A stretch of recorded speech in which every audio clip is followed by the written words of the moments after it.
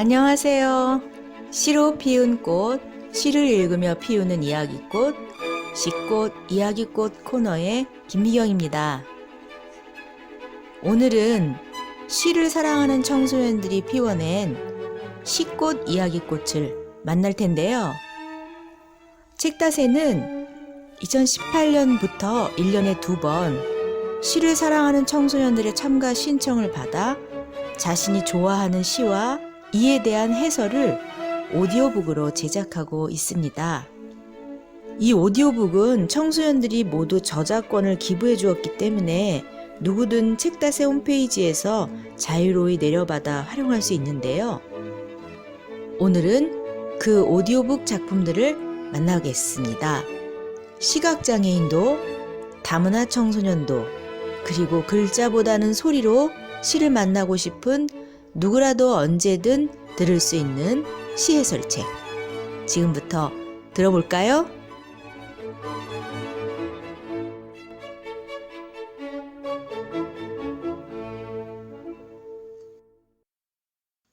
(1) 오세영의 자화상 2 이화미디어 고등학교 3학년 정연우 해설. 2. 백석에 흰 바람벽이 있어. 숭문고등학교 3학년 박상현 해설. 3. 천상병의 나무. 김포고등학교 1학년 이은솔 해설. 4. 황지우의 너를 기다리는 동안. 성산중학교 1학년 임지후 해설. 5. 고정희의 수의를 입히며. 인창중학교 1학년 박인서 해설. 6. 황지우의 너를 기다리는 동안. 성심여자중학교 3학년 박노 해다운 해설. 7. 박철의 반올림 수리미에게. 성신여자중학교 1학년 김소망 해설.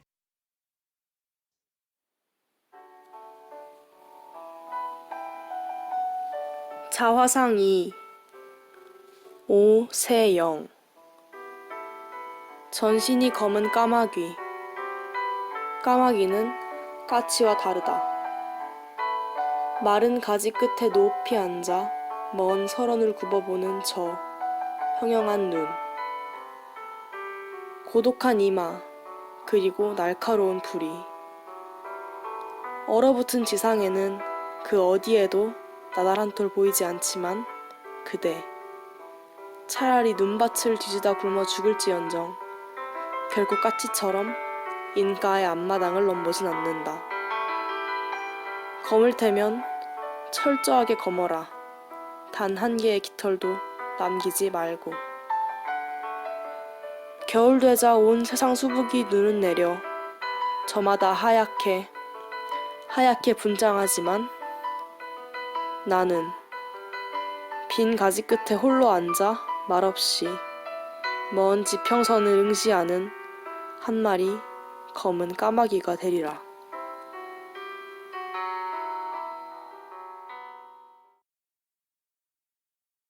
시를 읽다 보면 여러 시에서 통상적이고 전형적 의미를 갖고 쓰이는 시적 표현이 있는데요. 이를 긍정적 심상, 부정적 심상이라고 부릅니다. 그 중에서도 흰색과 검은색, 까치와 까마귀의 대조는 이 대조의 대표적인 예라고 볼 수 있는데요. 보통 전자는 긍정적, 후자는 부정적인 이미지를 갖는데 특이하게 이 시에서는 그 역할이 역전됩니다.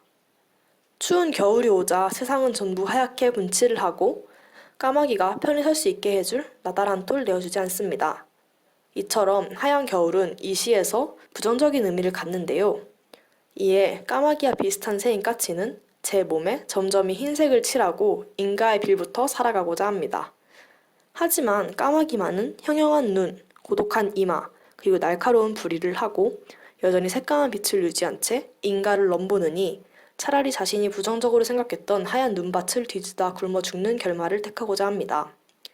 검을 테면 철저하게 검어라. 단 한 개의 깃털도 남기지 말고 라는 시구에서 저는 이러한 태도를 강하게 느낄 수 있었고 그러한 까마귀의 태도가 제게 이상적으로 느껴졌던 것 같습니다. 이상 이화 미디어고 3학년 정연우였습니다.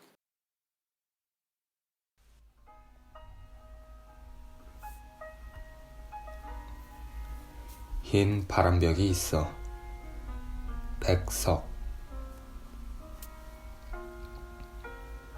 오늘 저녁 이 좁다란 방의 흰 바람벽에 어쩐지 쓸쓸한 것만이 오고 간다. 이 흰 바람벽에 희미한 15촉 전등이 지치운 불빛을 내어던지고 때글은 다 낡은 무명 샤츠가 어두운 그림자를 쉬이고 그리고 또 달디단 따끈한 감주나 한 잔 먹고 싶다고 생각하는 내 가지가지 외로운 생각이 헤매인다. 그런데 이것은 또 어인 일인가? 이 흰 바람벽에 내 가난한 늙은 어머니가 있다. 내 가난한 늙은 어머니가 이렇게 시퍼러둥둥하니 추운 날인데 자디찬 물에 손을 담그고 무이며 배추를 씻고 있다. 또 내 사랑하는 사람이 있다. 내 사랑하는 어여쁜 사람이 어느 먼 앞대 조용한 개포가의 나스막한 집에서 그의 시아비와 마주 앉아 대구국을 끓여놓고 저녁을 먹는다. 벌써 어린 것도 생겨서 옆에 끼고 저녁을 먹는다. 그런데 또 이즈마카야. 어니 사이엔가 이 흰 바람벽엔 내 쓸쓸한 얼굴을 쳐다보며 이러한 글자들이 지나간다. 나는 이 세상에서 가난하고 외롭고 높고 쓸쓸하니 살아가도록 태어났다. 그리고 이 세상을 살아가는데 내 가슴은 너무도 많이 뜨거운 것으로, 호젓한 것으로, 사랑으로, 슬픔으로 가득 찬다. 그리고 이번에는 나를 위로하는 듯이, 나를 울력하는 듯이 눈질을 하며 주먹질을 하며 이러한 글자들이 지나간다. 하늘이 이 세상을 내일 적에 그가 가장 귀해하고 사랑하는 것들은 모두 가난하고 외롭고 높고 쓸쓸하니 그리고 언제나 넘치는 사랑과 슬픔 속에 살도록 만드신 것이다. 초생달과 바구짓 꽃과 짝새와 당나귀가 그러하듯이 그리고 또 프랑시스 잼과 도연명과 라이넬 마리아 릴케가 그러하듯이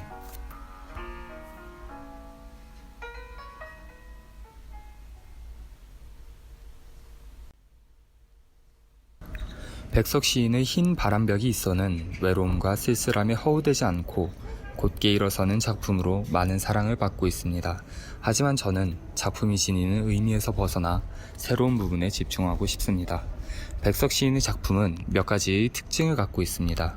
시골집 흙냄새가 나는 것 같은 백석 시인의 작품에 많은 이가 토속적이고 향토색이 짙은 서정시라는 것은 알 테지만 어째서 토속적이고 향토색이 짙다는 느낌을 받는지에 대해서는 알지 못하고 있습니다.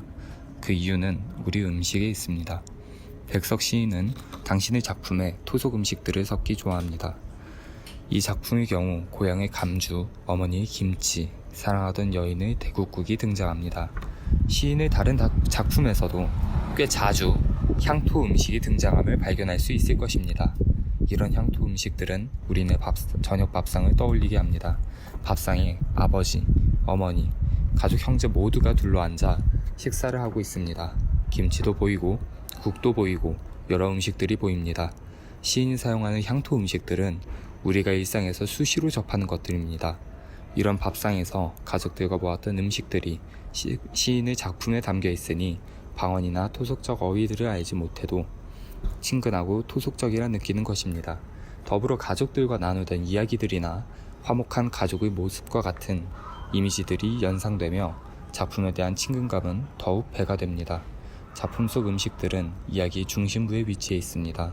어려울 때 시인은 고향을 들크는 감주를 떠올렸고 바람벽 하나에 어머니께서 김치를 담그는 모습이 보였고 바람벽 하나에 여인이 가족과 함께 대국국을 끓여 먹는 화목한 모습이 보입니다. 이처럼 시인은 중요한 자리에 음식을 배치한 것을 확인할 수 있습니다. 백석 시인은 향토적이고 토속적인 분위기를 만들기 위해 치밀하게 설계한 것입니다. 이상 숭문고등학교 3학년 박상현이었습니다.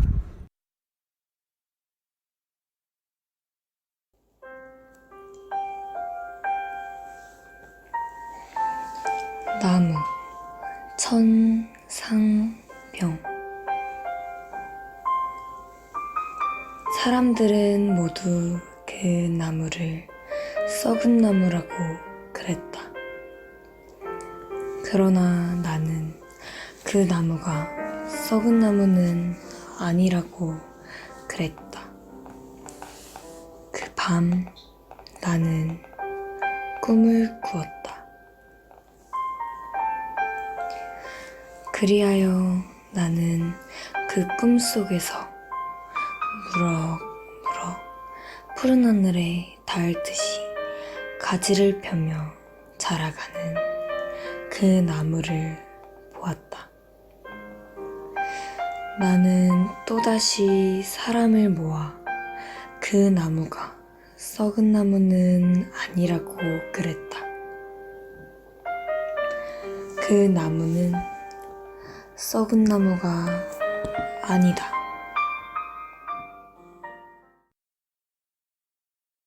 시의 길이는 짧지만 한행 단호하게 끊어지는 문장이 이 시를 읽는 사람에게 격려와 희망의 메시지를 주고 있는 느낌이 듭니다. 이 시는 두 가지 감동을 준다는 생각이 들었습니다. 처음 이 시를 읽었을 때 시를 이끌어가는 사람은 나무를 믿고 격려해주는 이의 관점에서 이해되었습니다. 그 사람은 나무로 표현되었고 사랑하고 아끼는 누군가를 위해 세상이 그를 포기하더라도 끝까지 믿고 응원해줍니다. 마치 우리의 부모님처럼 말입니다. 다른 해석은 나무는 나 자신으로 표현될 수 있다는 것입니다. 어떤 일에 실패해 좌절에 빠진 나를 스스로 격려하며 실패를 딛고 일어서려는 의지를 나타내고 있다는 생각이 들었습니다. 이 시에서 가장 와닿았던 문장은 그 나무는 썩은 나무가 아니다 였습니다. 마치 나 또는 너의 삶은 실패한 게 아니다. 마음만 먹으면 무엇이든 해낼 수 있다는 말로 들립니다. 읽으면 읽을수록 이 시는 나 또는 아끼고 사랑하는 누군가의 마음을 응원해주는 응원가로 다가왔고 그 마음에 한없는 사랑마저 느껴졌습니다. 이상 김포고등학교 1학년 이은솔이었습니다. 너를 기다리는 동안 황지우. 네가 오기로 한 그 자리에 내가 미리가 너를 기다리는 동안 다가오는 모든 발자국은 내 가슴에 쿵쿵거린다. 바스락거리는 나뭇잎 하나도 다 내게 온다. 기다려본 적이 있는 사람은 안다. 세상에서 기다리는 일처럼 가슴 애리는 일 있을까?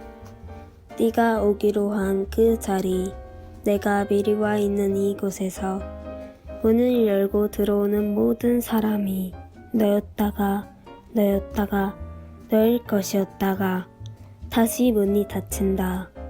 사랑하는 이여, 오지 않는 너를 기다리며 마침내 나는 너에게 간다. 아주 먼 데서 나는 너에게 가고 아주 오랜 세월을 다하여 너는 지금 오고 있다. 아주 먼 데서 지금도 천천히 오고 있는 너를 기다리는 동안 나도 가고 있다. 남들이 열고 들어오는 문을 통해 내 가슴에 쿵쿵거리는 모든 발자국을 따라 너를 기다리는 동안 나는 너에게 가고 있다. 이 시가 애타게 기다리는 사람의 마음을 잘 나타낸 것 같아 이 시를 고르게 되었습니다. 누군가를 간절히 기다릴 땐 모든 발자국 소리가 그 사람의 소리처럼 들리고 누군가의 인기척이 느껴지면 그 사람이 왔다고 생각하게 됩니다. 특히 2, 3, 4행에 있는 내가 미리가 너를 기다리는 동안 다가오는 모든 발자국은 내 가슴에 쿵쿵거린다 라는 구절은 그런 마음을 잘 표현했습니다. 그리고 그런 마음은 마지막에 이르러 이렇게 완성됩니다. 너를 기다리는 동안 나도 가고 있다. 남들이 열고 들어오는 문을 통해 내 가슴에 쿵쿵거리는 모든 발자국을 따라 너를 기다리는 동안 나는 너에게 가고 있다. 이 구절을 보고 정말 기다려주는 게 다가가 주는 것이라고 생각하게 되었습니다. 저는 그래서 이 구절이 가장 마음에 들었습니다.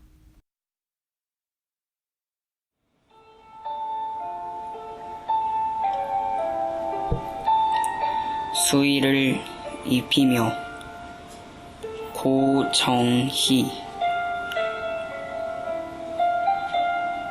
논두렁 밭두렁에 비지땀을 쏟으시고 씨앗 여물 때마다 혼을 불어넣으시오. 구릿빛 가죽만 남으신 어머니. 바람개비처럼 가벼운 줄 알았더니 어머니 지신 짐이 이리 무겁다니요. 날아갈 듯 누우신 오척 단신에 이리 무거운 짐 벗어놓고 떠나시다니요. 이 짐을 지고 버티신 세월, 억장이 무너지고 역장이 부서집니다. 구멍이란 구멍에 목숨 들이대시고 바람이란 바람에 맨 가슴 비비시어 팔남매의 하늘을 떠받치신 어머니. 당신 70평생 동안의 삶의 무게가 마지막 잡은 손에 전류처럼 흐릅니다. 당신 70평생 동안에 열린 산과 들의 숨소리가 마지막 봉옹에 화인처럼 박힙니다. 얘야, 나는 이제 너의 담벼락이 아니다. 나는 네가 머물 반석이 아니다. 흘러라. 내가 놓은 징검다리 밟고 가거라. 뒤돌아보는 것은 길이 아니요. 다만 단정하게 눈 감으신 어머니. 아흐, 우리 살아 생전 허물과 제약을 당신 품속에 슬며시 밀어넣고 배옷 한 벌로 가리워 드립니다. 그래도 마다 않고 길 뜨시는 어머니.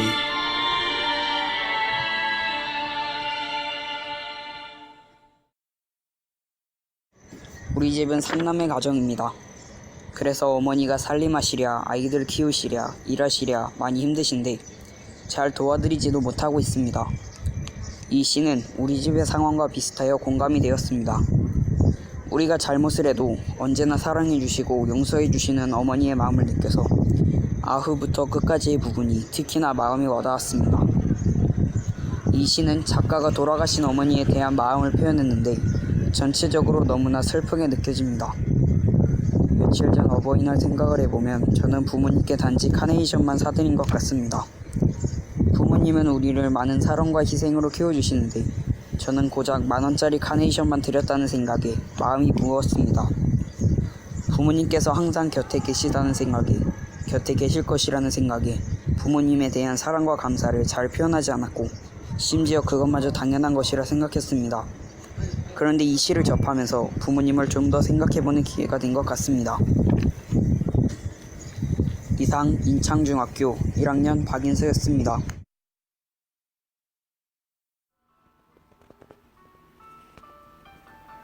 너를 기다리는 동안. 황지우. 내가 오기로 한 그 자리에 내가 미리가 너를 기다리는 동안 다가오는 모든 발자국은 내 가슴에 쿵쿵거린다. 바스락거리는 나뭇잎 하나도 다 내게 온다. 기다려본 적이 있는 사람은 안다. 세상에서 기다리는 일처럼 가슴 애리는 일 있을까? 내가 오기로 한 그 자리, 내가 미리 와 있는 이곳에서 문을 열고 들어오는 모든 사람이 너였다가 너일 것이었다가 다시 문이 닫힌다. 사랑하는 이여, 오지 않는 너를 기다리며 마침내 난 너에게 간다. 아주 먼 데서 난 너에게 가고 아주 오랜 세월을 다하여 넌 지금 오고 있다. 아주 먼 데서 지금도 천천히 오고 있는 너를 기다리는 동안 나도 가고 있다. 남들이 열고 들어오는 문을 통해 내 가슴에 쿵쿵거리는 모든 발자국 따라 너를 기다리는 동안 난 너에게 가고 있다.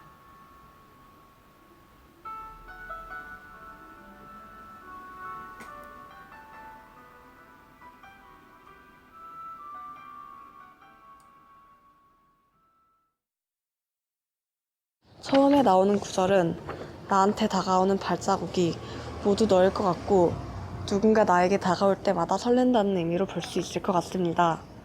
바스락거리는 나뭇잎을 작은 소리 하나하나로 표현하였고 작은 소리 하나하나가 너일 것 같아서 설레는 감정을 표현한 것 같습니다.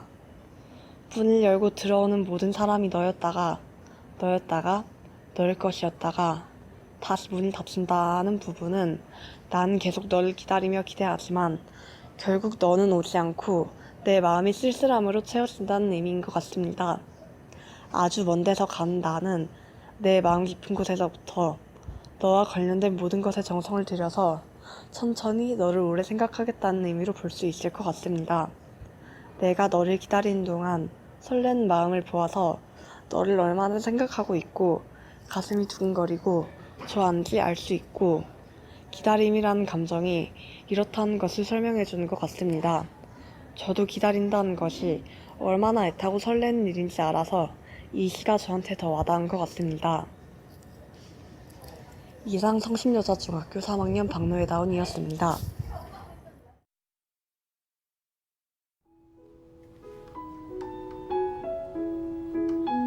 반울림 수리미에게 박철. 아빠는 마음이 가난하여 평생 가난하였다. 눈이 맑은 아이들아, 너희는 마음이 부자니 부자다. 엄마도 마음이 따뜻하니 부자다. 넷 중에 셋이 부자니 우린 부자다.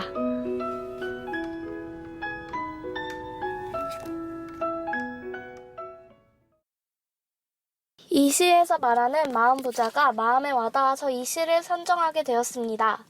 짧고 단조로운 시지만 읽으면 읽을수록 새로운 의미를 찾아낼 수 있었습니다. 또 아빠가 직접 우리에게 말씀하신 것 같은 시의 구조 덕분에 더 생생하게 시를 읽고 느낄 수 있었고 읽으면서 부모님 생각이 나서 더 인상적인 시입니다. 일행, 아빠는 마음이 가난하여 평생 가난하였다. 는 글쓴이가 시인이 아닌 아빠로서 이 시를 이어나간다는 의미입니다.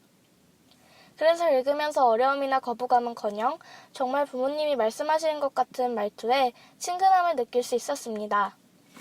2행에서 4행은 자신은 가난한 마음을 가지고 살아왔지만 가족들은 따뜻하고 풍요로운 부자 마음을 가지고 있다는 것입니다. 저는 이 부분에서 글쓴이의 아들과 부인에 대한 자부심을 느꼈습니다. 그래서인지 저는 이 시에서 이 부분이 가장 기억에 남습니다. 마지막 5행과 6행은 이 시의 제목에 대한 설명, 즉 핵심 부분이라고 생각해도 좋을 것입니다. 넷 중에 셋이 부자니 우린 부자다. 이 마지막 두 행의 의미는 4명 중에 3명이 부자니까 모두가 부자라는 것입니다. 하지만 저는 따뜻하고 부자 마음은 함께 있으면 닮아가니 다 함께 부자 마음을 가져보자는 의미도 있다고 생각합니다. 이 시를 읽고 저는 물질적인 부자도 좋지만 마음이 따뜻하고 넓은 마음 부자가 되는 것도 무척 중요한 일일 것이라는 생각을 했습니다. 이상 성심여자중학교 1학년 김소망이었습니다.